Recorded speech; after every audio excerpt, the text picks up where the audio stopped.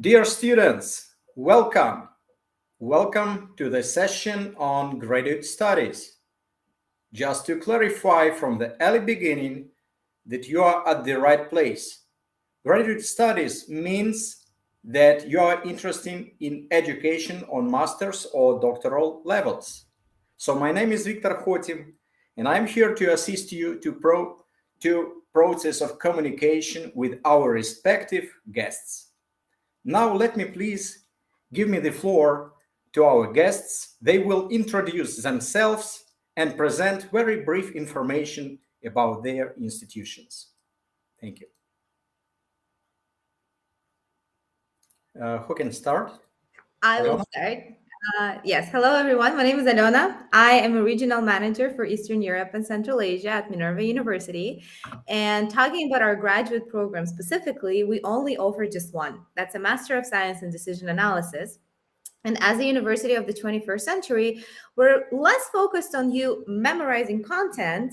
We're more focused on you sort of like developing critical professional skills with an emphasis on research, analysis, and practical decision making. The program is sort of like a blend between the MBA and a Master of Data Science. So that is aimed to make sure that you develop the skills and you're able to strategically make decisions based on data science. And the focus of the curriculum basically is around quantitative, qualitative, and mixed methods of study design, statistical inference using R and Python, practical and creative problem-solving techniques, and an independent research thesis. That's a part-time program designed for students who are not planning to go to the States. It's an online program. And usually our students tend to stay at home, stay with their families, stay with their jobs, and incorporate that into their professional life. Thanks for your attention.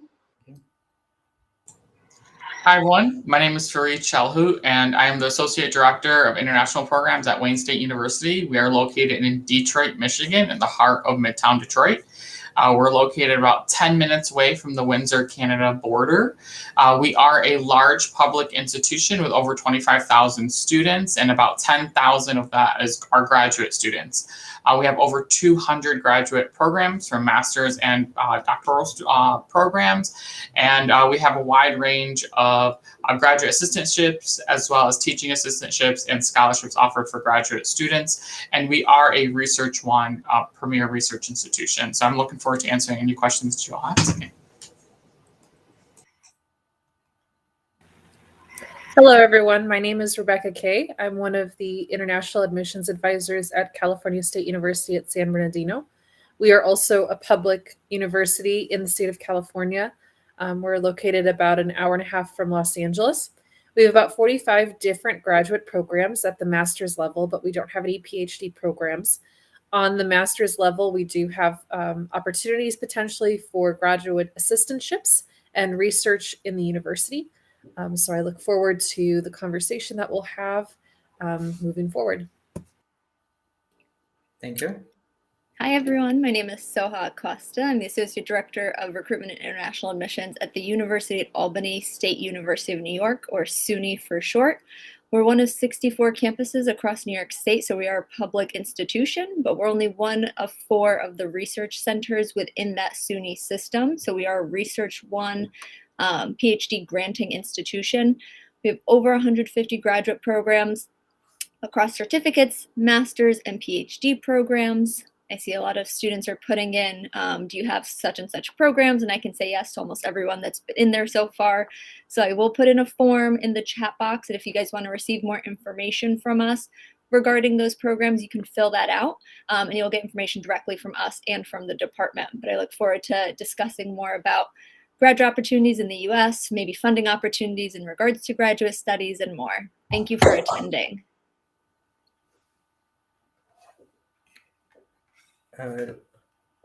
Okay, thank you for your self-introductions, and we have few questions coming.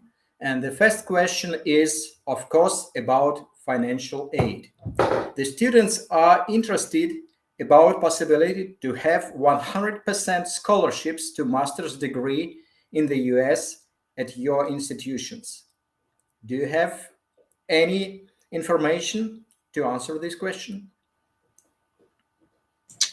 Sure, I could go. So at Wayne State University, our master's programs, we do have funding opportunities. So once an applicant applies, there's additional supplemental applications for them to apply for funding, whether that's a teaching assistantships or different research assistantships or merit scholarships directly from the graduate school. But those are directly handled upon admission to the university. So there's multiple supplement applications, interview process. It's not automatically given once a student is enrolled. For PhD candidates, those are fully funded programs. So if a student is admitted to a doc program, they typically have funding attached to it. It's very rare at Wayne State for a student to be admitted without a funding opportunity for PhD candidates. Yeah, just to go off of that, it's the same thing at the University at Albany, where if you are going to be funded, it is a separate application. Most funding, I would say, across the U.S. is reserved mainly for PhD students. But if you're going for a master's, you still do want to apply for funding, as much funding as you can. We do have different assistantship opportunities, but again, it is a separate application. It can require an interview. So you do just want to make sure that you're applying to those by deadlines and adhering to all of that and all the different requirements that they have. And just to jump off of my colleague's conversation, just some general kinds of rules of thumb when looking at funding for graduate studies. Every institution will be different, and typically there is also a big difference between public and private universities in terms of how the funding works. Private universities sometimes can offer need-based financial aid, whereas on the public university side, that's pretty much a completely rare thing to see. But in terms of assistantships or merit scholarships, both types of institutions a lot of times will offer those. But in the application process, in some cases, you'll be working with the admissions office directly. In other cases, you'll be working with the graduate program directly. So it's always best to reach out to the admissions office first to ask about the funding possibilities and the eligibility for the institutions that you're considering. And then they will direct you either to the application directly if they work with that, or they will get you to the faculty that will be managing those scholarship opportunities for you. And to just jump real quickly on that, I completely agree with Rebecca. It is very case sensitive based on the institution. Talking about us specifically, for us, it will be case sensitive even based on you, based on the organization that you're coming from or the employer that you have. We're willing to build specific relationships with your employer or your organization if it's something like an ISET, for example. And we're willing to provide specific schemes to help you fund your education, but those are the separate conversations that should be had, in Minerva's case with me, but it is extremely important to be reaching out to all of the institutions and to actually confirming what the process looks like. Thank you very much for your answers. We have a direct question to Rebecca. Dear Rebecca, can you please tell about application process and requirements for your institution? Sure. So for our graduate programs, every program will have its own specific requirements, but in general, we require an online application through the state of California's application system called CalState Apply. Students will then need to upload their transcripts or email them to my office directly. We can take them as unofficial and then evaluate them that way. And then we would need an English language exam if English wasn't the primary language of instruction at your institution. The additional supplemental documents would be on our graduate studies website, which I would be happy to share. So you can take a look and see if your program requires any additional exams, letters of recommendation, or other supplemental documents. Now, thank you so much. We have another question. How about the work experience when applying for MBA? How important is to have the prior job experience, and does that increase my chances of getting the scholarship? I think it depends on the MBA. So for example, at the University of Albany, our MBA is a 2-year program in that you don't have to have prior work experience and you don't even have to be coming from a business background. That first year are your foundation courses, and then your second year you specialize. But again, that's the University of Albany, and that's because we have a 2-year MBA. If you're looking for maybe a 1-year MBA, that could be different. So I don't know if anyone else here has an MBA that may be slightly different from the University of Albany's requirements. So similar to Albany, Wayne State doesn't require necessarily prior work experience, but we do require the Gmat exam for our MBA program, and we do require recommendation letters, as well as if you do have prior work experience, it does elevate your application process, but it is a 2-year program, and a majority of the classes are evenings to accommodate full-time employees as well. So just to provide another example of an institution and the requirements at CSUSB, we have 2 different tracks, an accelerated MBA and then a traditional MBA. So traditional would be 2 years, accelerated typically takes about 18 months. For students who have more than 2 years of work experience, we waive the GMAT or GRE requirement entirely for those applicants to either program. If you have less than 2 years of work experience, you would have to submit one of those exams. So every institution, it's going to be different. Some institutions require more work experience. Others require GMATs and GREs for all of their applicants. So as you research different universities, take a look at both the curriculum, but also then look at the requirements, because you'll see pretty much every single type of pathway available, especially for a program like MBA. Thank you so much for your answers. Yulia is asking, again, question about financial aid. Could I apply for scholarship and assistantship at the same time in order to expand my chance to enter? Yes, so at Wayne State University, you can apply for both at the same time. If you do receive an assistantship and a private scholarship or a merit scholarship, you could combine the 2 for your program. Thank you. Anastasia is asking question, do you have master's degree of journalism, international affairs, or something connected with this direction? Or if you have something like communication and media, so what specialization? Yeah, hi, thank you for the question. Yes, we do have international affairs as well as communication, both at the master's level at the University at Albany. Victor, I put a form in the chat. Are you able to share that with students? Oh, I will try to share. Okay, so the form that I put in that Victor is going to share out, if you fill that out, you'll get information from the departments that you select. So if you select international affairs, you'll start getting information from that department regarding times to meet with them, information on the program. So anyone who's interested in sort of specific programs like this, or if you have questions on specific programs, I recommend you fill that out. You'll also get information on funding. We host funding webinars and stuff like that. Oh, thank you so much. Another question, if I want to apply for MS in marketing, and I work now for data management associate in marketing function, but mostly about data, will my job experience count as relevant? Anybody? It's definitely a case-by-case situation. So like when you do apply for the MBA program, they look at your portfolio holistically, similar to what other institutions have. We do prior work experience is not required, but if you do have it, there's no necessary requirements prior to applying to the MBA. Anyone could, if you have the basic foundation courses, you can apply to our MBA program. Thank you so much. Another question. I think I can jump a little bit into that, because that can be a good case for a Minerva's master's in data analysis, because what we do is not focus on just this one isolated field, but you will actually be focused on systems.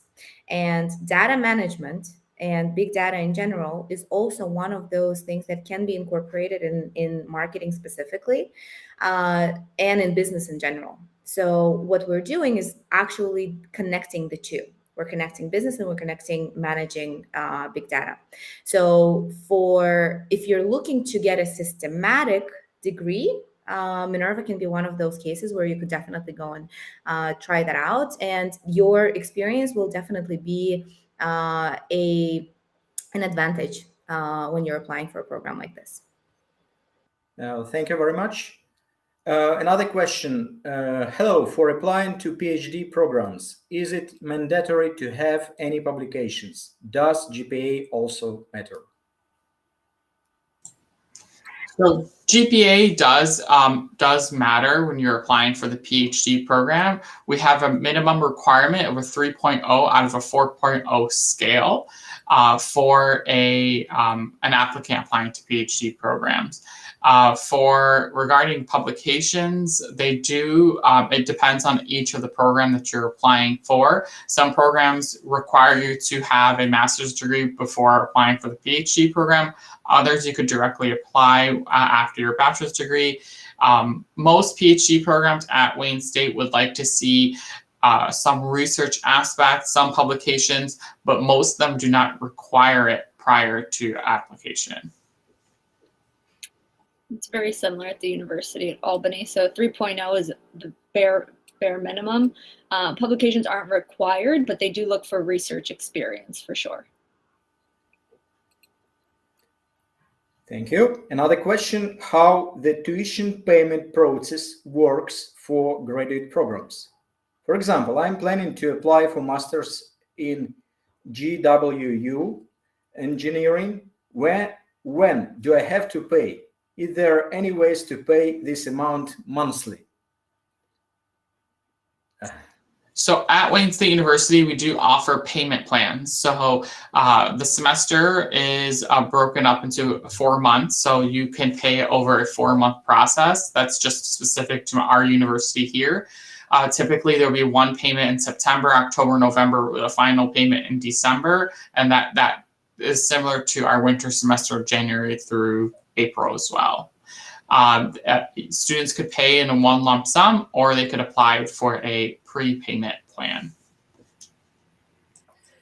So every institution will be different in terms of how they do their payments. Just like we were talking about application requirements, it'll be very case by case. For most institutions, they do have a payment plan. And so you'll want to connect with the admissions office. They'll be your first line. If you have questions about how that works specifically at like GWU, or you can connect with the financial office that processes the payments. The other thing to keep in mind too, in terms of the payment plans, some institutions will require payment once you arrive to campus for orientation.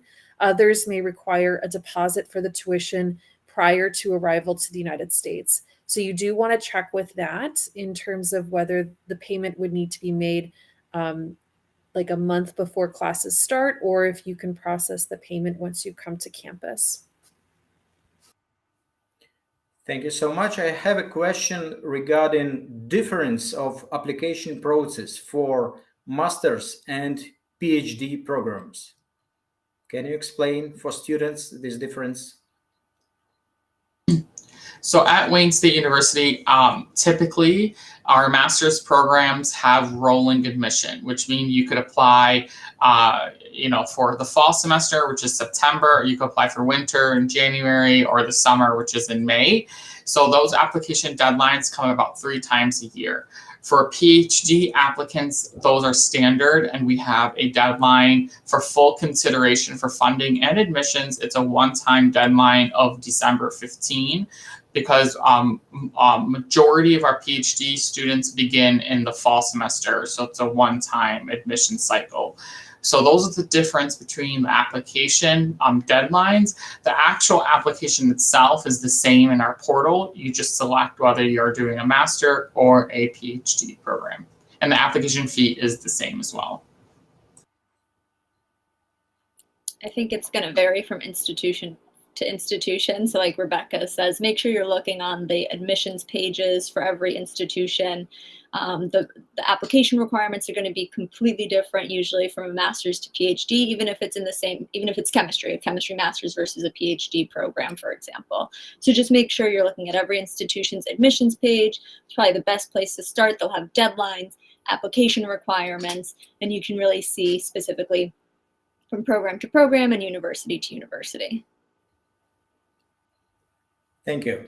We have again question to Rebecca. Dear Rebecca, I have a BA degree from a university with the language of instruction in English and work experience for more than 4 years in the related field.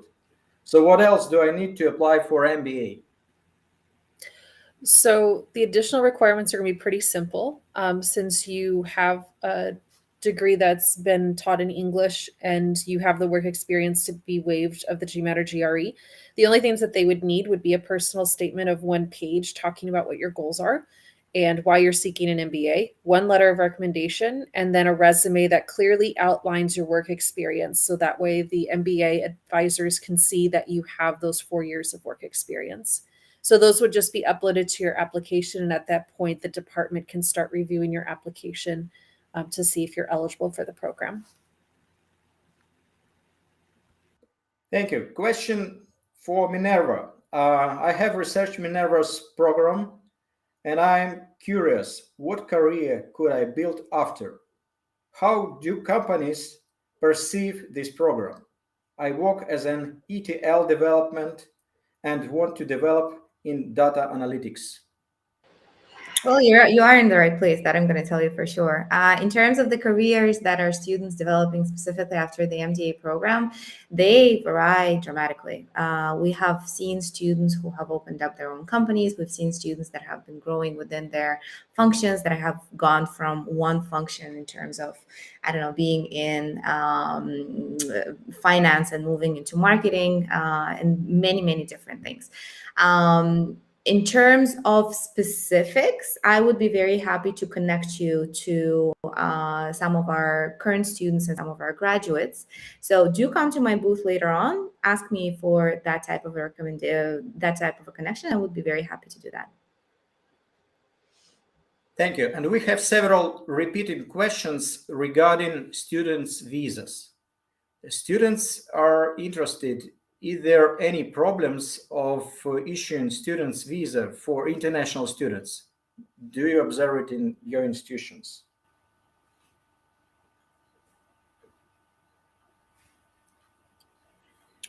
I don't know that that's an institution thing. I think that's more dependent upon the student and how will they prepare for their visa interview once they go for the visa. Each institution will provide the I-20 that you'll need if you're coming on an F1 student visa. You should take that. You should take your admission letter if you have any scholarship or funding letter, and be prepared for your visa interview. Education USA is a great resource to help you guys prepare for a visa interview, to let you guys know what to expect when you go into a visa interview. But I don't think it's so much anything that you see based on an institution. It's more the student, and is the student prepared for the visa interview and bringing all the required documents and showing what they need to in order to be approved for a student visa. Thank you. We have also several questions related to online training in your institutions. So does your university support online learning, remote study, any online programs? What are the benefits of these programs? Can you advise them to international students at this situation? I think I can start with that one because we have specifically developed a platform a long time ago. It's not a COVID thing.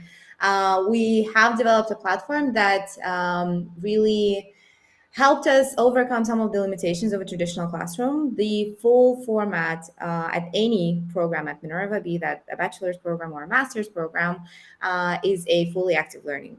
We do not have any lectures. We do not have any tests. Instead, what we have is a flipped classroom format where you first read the material or watch a documentary, then you do the homework. And a lot of that homework might require for you to even go outside into the city and do something in the city on site. And then Only after that, you would come into the class and you would learn to work with that material.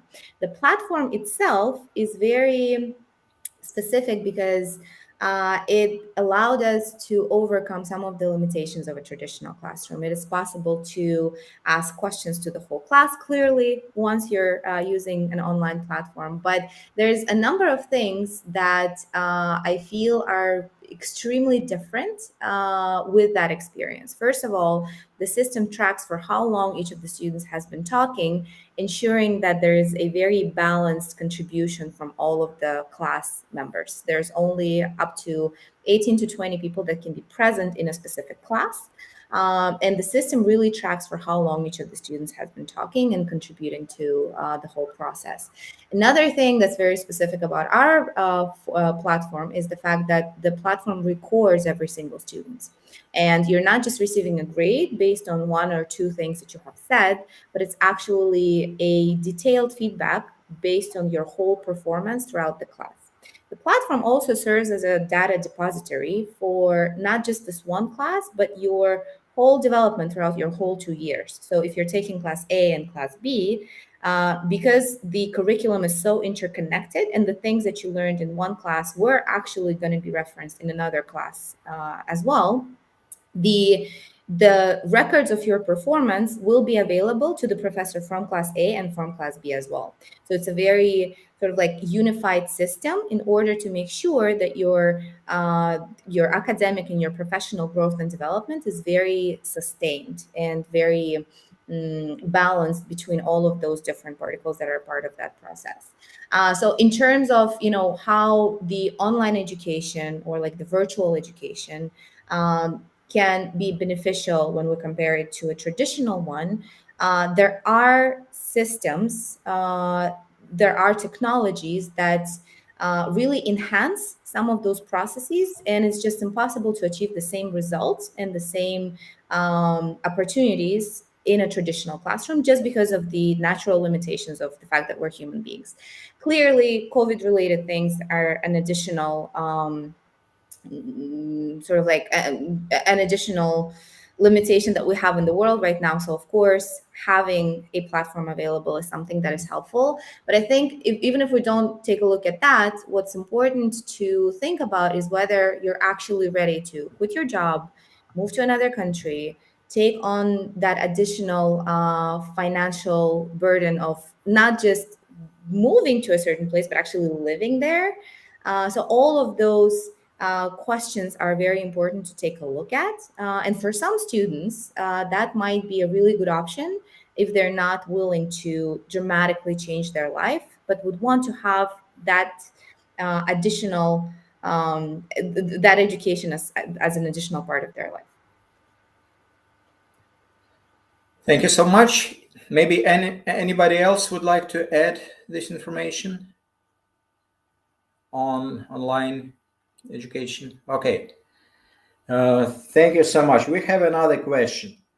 Hello, if my undergraduate studies were in English, will I get waiver for entrance exams in your institutions? At the University at Albany, no. We don't waive English requirements based off of language of instruction at institutions. So the the Toefl, IELTS, or Duolingo would still be required. And if your program requires the GRE or Gmat, that would also still be required. However, I will say many of our programs for fall 22 and even some for fall 23 are waiving the GRE and Gmat requirements still due to COVID. Exactly similar to Albany. The only thing is we do have a list of countries that have English proficiency waivers. So that's available on our website, and we could send that to you. But same thing, TOEFL, Duolingo, or IELTS are all required for admission. As we've been talking about this whole panel, it will vary institution to institution.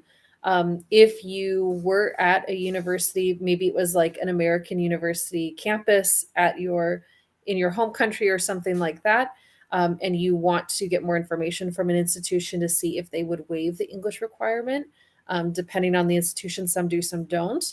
A good rule of thumb is to email the information about your institution to the admissions office. If they offer a waiver based upon the institution they will let you know, and then you can apply accordingly. And if they don't, they'll also be able to inform you once they have that information.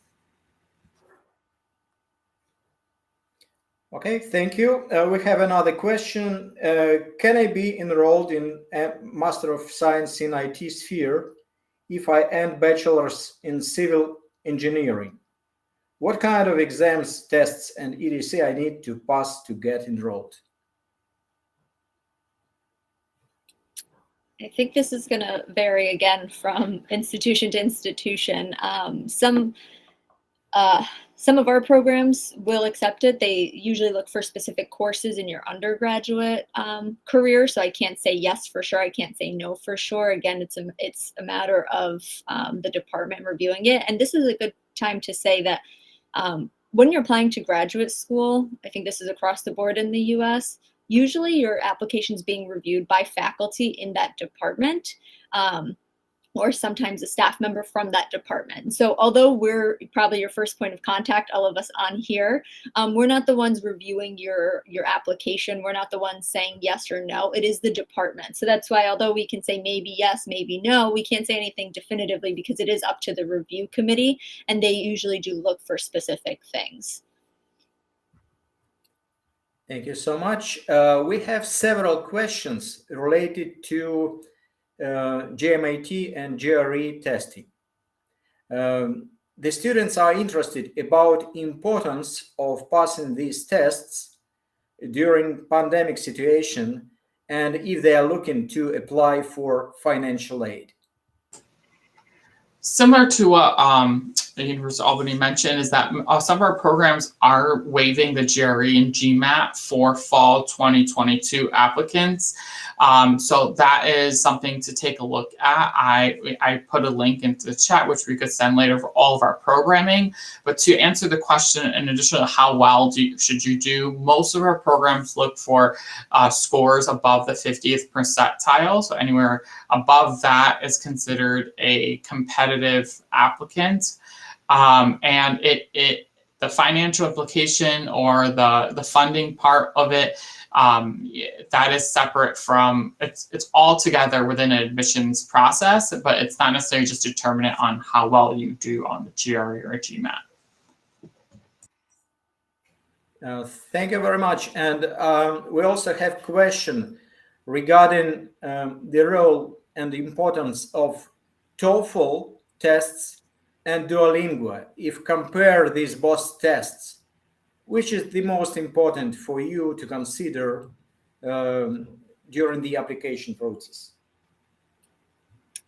We don't weigh one English exam more than another English exam. It's just that you meet the minimum requirement on the English exam. For the GRE, GMAT, I'm seeing a lot of questions coming about the GRE and GMAT. Just know that that's going to vary. So some programs may say we need a hard score. Other programs may say we look at the application holistically, and that's just one part of it. I'll give you an example. Computer science at my institution, they look for a hard 160 quantitative score. If you don't have that, you're likely not getting in. Whereas a lot of our other programs don't have a hard score. They're looking at your recommendation letters, your personal statement, your GPA. So it really will vary not only from institution to institution, but program to program within those institutions. Someone asked which programs require the GMAT. So just while I'm on this, I'll answer that. Usually most school of business programs will require the GMAT. So MBA, maybe accounting, marketing, but anything usually that falls within a business college or school is going to require the GMAT, and then most other programs will require a GRE. Again, unless it's being waived at the institution you're applying to. Thank you so much. Looks like we have not enough time to answer more questions, but probably the last one. I'm currently doing Masters in Molecular Biotechnology in Germany. Can I do a PhD in Biological Science department with a focus in biotechnology where there is no biotechnology department? Thanks.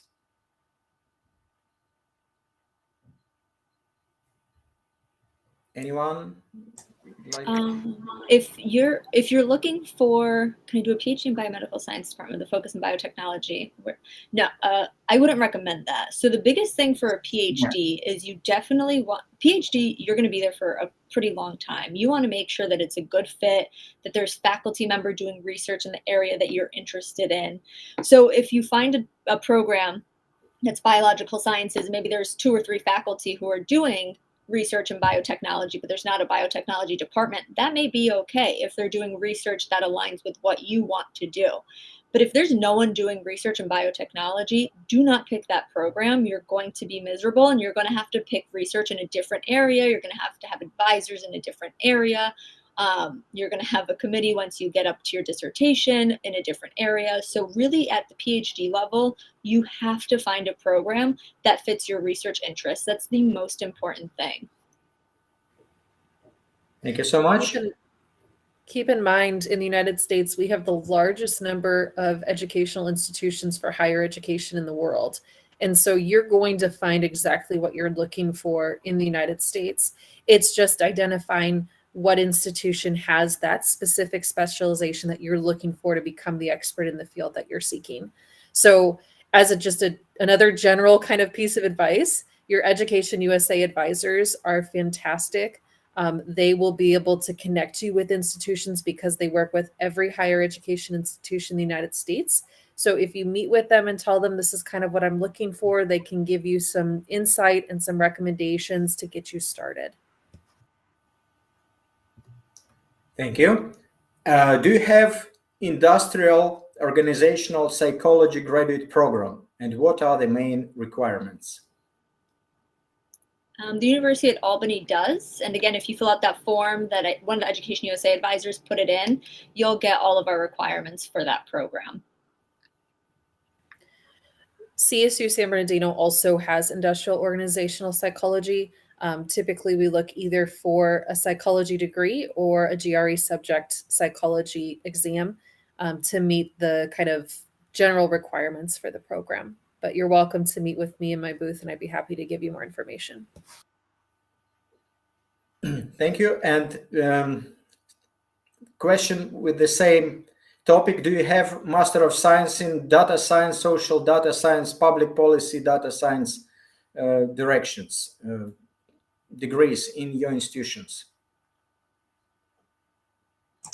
Yes, Wayne State does. So we do have that master's program. And when we do receive your information, I'll send out a list of all of our programs that we have out with the requirements and deadlines as well.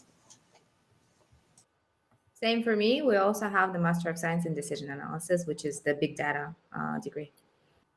And we also have a master's in data science. We also have information science and several other programs that could fit in that area of interest. Thank you. And I would like to say that we have a lot of questions related to financial aid, and this is typical. Maybe you can share one very quick advice how to receive financial aid for international students, how to be successful. We have just 2-3 minutes before the end of our session, but this topic is very important to our students. Go ahead. As a person coming from this region, and I myself come from Kazakhstan, so I know and I understand the questions that students are facing. Unfortunately, in our educational system, we're not taught to research as well. They don't teach us how to do the research. They don't teach you that you need to go into all of the different websites to review each and every university, to actually go and do that research part first before actually applying to universities and making those decisions. In our system, what we have is a list of universities that is usually ranked by the government. There's very clear understanding on how much financial aid you would, or like how much of a scholarship you would be able to get based on your grades and your experience, and that's pretty much it. It's a very straightforward process. There is very little research and creativity around that. Culturally speaking, U.S. institutions and the U.S. in general is very, very different. The only thing that you can do, and the first thing that you have to do, is to accept that you still will need to go and do all of that research. You will need to identify the list of the universities that you're interested in. You will need to go into all of those websites and research that information, whether you want it or not, because that is the only way you would get that information. You have to face the fact that you need to reach out to university representatives to get that information. Believe it or not, there are people like us who get paid to talk to you. That's our job. It's amazing. We absolutely love it. It's wonderful. But that's what it is. It's the reality of the process. Education USA is this wonderful organization that helps you build that cross-cultural connection and understanding, and they give you systems that help you identify the institutions that help you with your first steps, but you will still need to do all of this. So the main advice is to just accept that this is the reality, and you will need to research all of those different things and actually reach out to people and actually talk. It can be a very exciting and engaging process if you know what you're looking for. So understand your needs and understand the universities that can meet those needs, and talk to people that can provide additional information. Thank you so much for so many important information for our students. I realized as Education USA advisor that you received a lot of general questions. So I would like to advise to our students to contact nearest Education USA Advising Center and pass through different trainings we provide in these centers. For example, graduate students advising program we run in Belarus, Russia, and you definitely can find answers to these very general questions in our centers. Thank you so much for your active participation, for important information, and I wish you successful fair. Good luck to all of us. Thank you. Thank you. Thank you all.